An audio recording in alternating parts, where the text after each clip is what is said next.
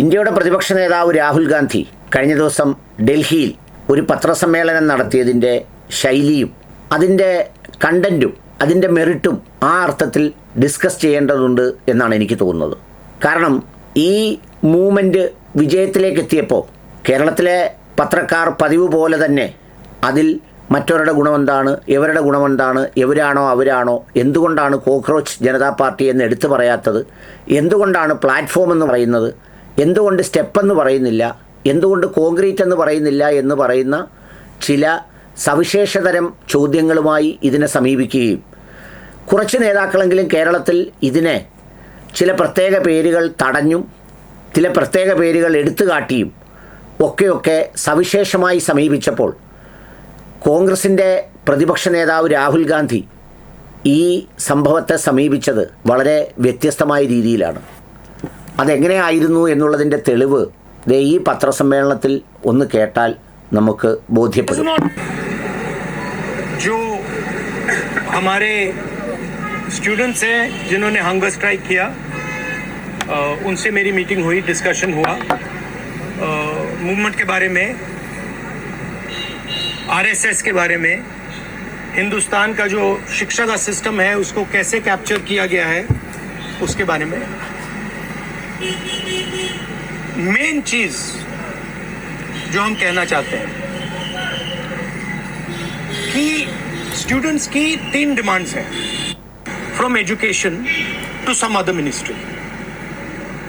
This is not acceptable to the student, and there are thousands and thousands of youngsters who have had lathis break their legs, lathis break their heads, pellets in their bodies. The people who have done this, the organizers and the implementers, need to be punished and made accountable. And the third thing is the leader of this entire machinery that is doing this, Mr. Narendra Modi, has to apologize for what he has done. इनके यहाँ पे ligament tear हुआ है. कल मैं एक युवा को लाया था जिसको छर्रे लगे हैं, आंख में छर्रा लगा है, शायद वो देख ना पाए. और हजारों ऐसे स्टूडेंट्स हैं जिनको मारा गया है, धमकाया गया है, पीटा गया है, लाठी से पीटा गया है. जिन लोगों ने ये किया है, जो implement, you are India's biggest strength, and I am proud of every single one of you who is standing there resisting this government that is attacking the constitution, destroying the constitution, attacking our institutions and destroying our future. Thank you.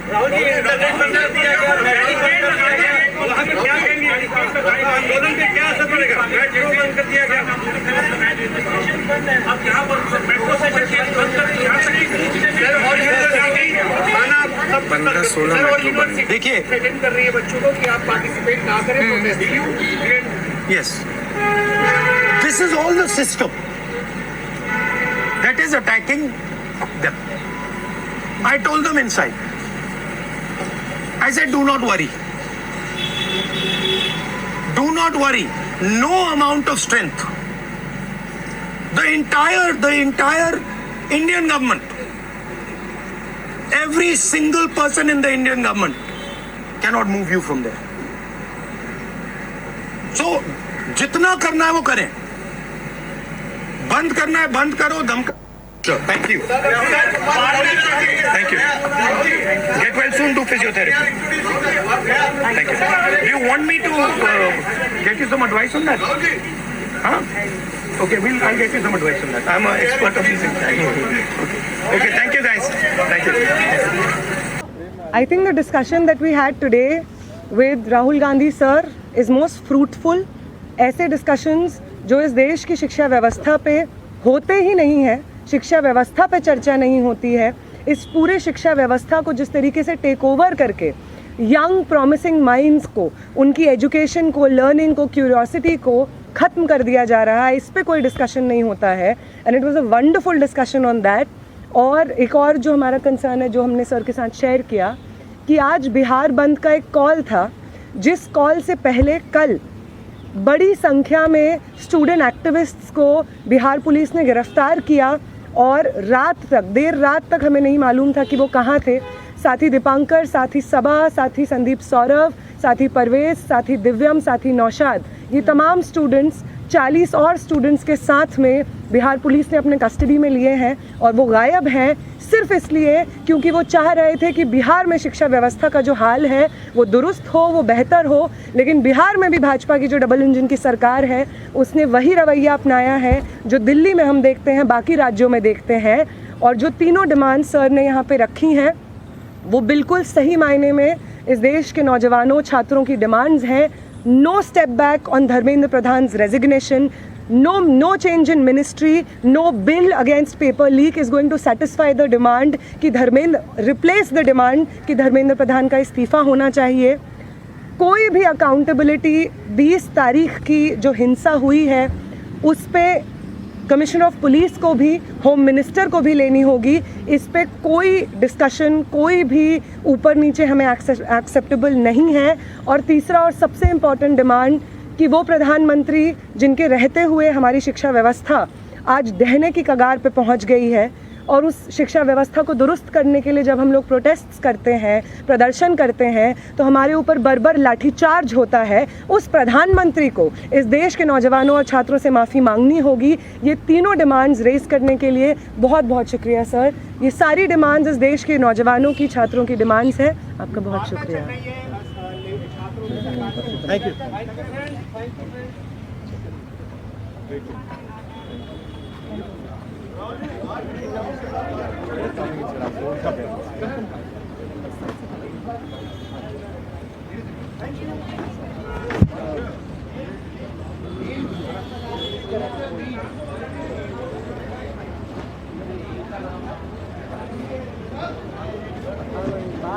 ആ നടത്തിയ പത്രസമ്മേളനം നടത്തിയപ്പോൾ ഒപ്പമുണ്ടായിരുന്നത് ഐസ എന്ന് പറയുന്ന ഓർഗനൈസേഷൻ്റെ ഭാരവാഹികളാണ്. ആൾ India students association എന്നാണ് ഐസയുടെ പേര്. CPIയുടേതാണ് ആ organisation എന്നാണ് ഞാൻ മനസ്സിലാക്കുന്നത്. SFI ഉണ്ടായിരുന്നു, ബാക്കി എല്ലാ സംഗതികളും അവിടെ പിന്നെ ഇതിനു വേണ്ടി ഉണ്ടായിരുന്നു. പക്ഷെ അവിടെ കണ്ട ഒരു സംഗതി എന്താണെന്ന് വെച്ചാൽ, സാധാരണ ഒരു കോൺഗ്രസ് നേതാവ് എന്നുള്ള നിലയിൽ രാഹുൽ ഗാന്ധി പത്രസമ്മേളനം നടത്തുമ്പോൾ അല്ലെങ്കിൽ ഇത്തരം വിഷയങ്ങൾ അവതരിപ്പിക്കുമ്പോൾ നിങ്ങൾ കേരളത്തിലേക്കൊന്ന് സങ്കല്പിച്ച് നോക്കിയാൽ ഒരു കൂട്ടം നേതാക്കൾ ഈ ക്യാമറ ഫ്രെയിമിൽ വരാൻ വേണ്ടി ഇങ്ങനെ നിരന്ന് നിൽക്കും അതിൻ്റെ നടുവിൽ. രണ്ടാമത്തെ കാര്യം, തൻ്റെ പാർട്ടിയുടെ ഒരു മെറിറ്റ് കാണിക്കുന്നതിന് വേണ്ടി NSUവിൻ്റെയും യൂത്ത് കോൺഗ്രസിൻ്റെയും ചില നേതാക്കളെ ചുറ്റിന് നിർത്തും. എന്നിട്ട് ഈ പറഞ്ഞതുപോലെ രാഷ്ട്രീയ സംഗതി വെച്ച് അങ്ങോട്ട് തള്ളും. പക്ഷേ അതിനു പകരം രാഹുൽ ഗാന്ധി അവിടെ ചെയ്തത്, പ്രത്യേകിച്ച് ഏതെങ്കിലും ഒരു സംഘടനയുടെ പേരെടുത്ത് പറയാതെ എല്ലാ യുവതയും എല്ലാ ചെറുപ്പക്കാരും എന്ന തരത്തിൽ അതിൻ്റെ ഒരു solidarity, irrespective of narrow political framework, he shared the feeling of solidarity with each and every youth associated in this movement. എല്ലാവരുമായിട്ടുള്ളത് അത് ഷെയർ ചെയ്യുകയാണ് അദ്ദേഹം ചെയ്തത്. അല്ലാതെ അദ്ദേഹം പ്രത്യേകിച്ചത് ഏതെങ്കിലും ഒരാൾക്ക് കൊടുത്തില്ല, പ്രത്യേകിച്ചത് ഒരാളുടെ മേൽ ഒരു സംഘടനയുടെ മേൽ കൊടുത്തില്ല. മറിച്ച് എല്ലാവർക്കുമായി അത് പങ്കുവെക്കുകയായിരുന്നു എന്ന് മാത്രമല്ല, അതിനുശേഷം അദ്ദേഹം പറഞ്ഞ ശേഷം നൂറുകണക്കിന് ചോദ്യങ്ങൾ ചോദിക്കാനുണ്ട് മാധ്യമപ്രവർത്തകർക്ക്. ആ ചോദ്യങ്ങൾക്കെല്ലാം മറുപടി പറയുന്നതിന് പകരം ആ കുട്ടികൾക്ക് തന്നെ നേരിട്ട് അത് പറയാനായി അവസരം കൊടുക്കുകയും അതിനോടൊപ്പം അവർക്ക് ഡ്യൂ റെസ്പെക്റ്റ് കൊടുത്ത് വളരെ കൃത്യമായി അവിടെ കൂടെ നിൽക്കുകയും ഒക്കെ ചെയ്തു. ആ പത്രസമ്മേളനം കഴിഞ്ഞ് അദ്ദേഹത്തിൻ്റെ സാന്നിധ്യത്തിൽ ആ പത്രസമ്മേളനത്തിൽ ആ കുട്ടികൾ പറയുന്നത് എത്ര മ്യൂച്വൽ റെസ്പെക്റ്റോടുകൂടിയാണ് എന്നുള്ളതും നമുക്ക് ഈ പത്രസമ്മേളനത്തിൽ കേൾക്കാം. അതിനുശേഷം മണിക്കൂറുകൾക്കകമാണ് രാജി പ്രഖ്യാപിച്ചതും എല്ലാം. അപ്പോൾ അതിനെ അത്തരമൊരു ബ്രോഡ് ഫ്രെയിംവർക്കിലാണ് രാഹുൽ ഗാന്ധി ആ സംഗതിയെ കണ്ടതും അവിടെ അവതരിപ്പിച്ചതും. അപ്പോഴും കേരളത്തിലെ ചില സംഗതിയിൽ അതിപ്പോഴും ചർച്ച ചെയ്യപ്പെടുന്നത് അതിൻ്റെ മെറിറ്റ് രാഹുൽ ഗാന്ധിക്കാണോ, അല്ലെങ്കിൽ വരൂ അങ്ങനെ ചെയ്യൂ ഇങ്ങനെ ചെയ്യൂ എന്നൊക്കെ പറയുന്ന ഒരു തരത്തിലേക്കാണ് കാര്യങ്ങൾ ചർച്ച ചെയ്ത് കൊണ്ടുപോകുന്നത്. ഏതായാലും ആ ഒരു മെറിറ്റോറിയസ് ഇവൻറ്റ്, അതിനെ അഡ്രസ്സ് ചെയ്ത രീതി, ആ കുട്ടികൾ അതിനെ സമീപിച്ച രീതി, അവർ തിരിച്ച് പ്രതിപക്ഷ നേതാവിനോട് പെരുമാറിയ രീതി, ഇതിനെ സംബന്ധിച്ച് ഇപ്പോഴും ദേശീയ തലത്തിൽ ആർക്കിടയിലും അഭിപ്രായ വ്യത്യാസമില്ല. കോക്രോച്ച് ജനതാ പാർട്ടിയിലില്ല, അതുപോലെ തന്നെ അവിടുത്തെ ഏതെങ്കിലും സംഘടനകൾക്കിടയിലില്ല. ആകെയുള്ളത് ഈ കുടുസായ മുറിയിൽ കിടക്കുന്ന കേരളം പോലൊരു സ്ഥലത്താണ് ഇതിൻ്റെ മറ്റ് ചില കൂസ്മാണ്ട ചർച്ചകൾ നടക്കുന്നത് എന്നതാണ് അതിൻ്റെ ഒരു പ്രത്യേകത. അത് പറയാനാണ് ഞാൻ ഉദ്ദേശിച്ചത്.